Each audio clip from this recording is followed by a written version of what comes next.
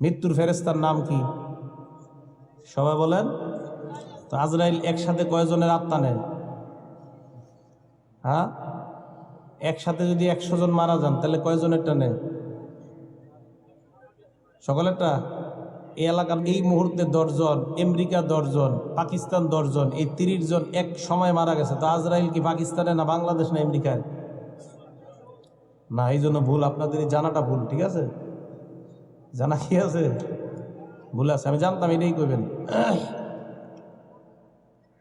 আজরাইল হলেন প্রধান মালাকুল মাউত।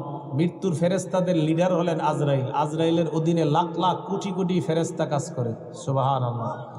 জি, আজরাইল একাই আমগো আত্মা নেয় না।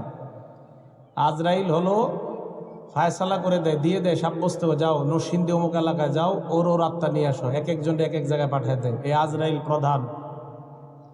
মালাকুল মাউতদের প্রধান আজরাইল। যাও আমেরিকা যাও 10 জন, বাংলাদেশে 10 জন, অমুক জায়গায় 10 জন, যাও ওই এলাকায় যাও, লঞ্চ ডুববে সেখানে যাও 20 জন। এই আজরাইলের অধীনে কোটি কোটি ফেরেশতা কাজ করে। আজরাইল হলেন মালাকুল মাউতের লিডার। মৃত্যুর ফেরেশতা যারা, তাদের লিডার হলেন আজরাইল। আজরাইলের অধীনে অসংখ্য অগণিত ফেরেশতা কাজ করে, এটা মনে রাখবেন।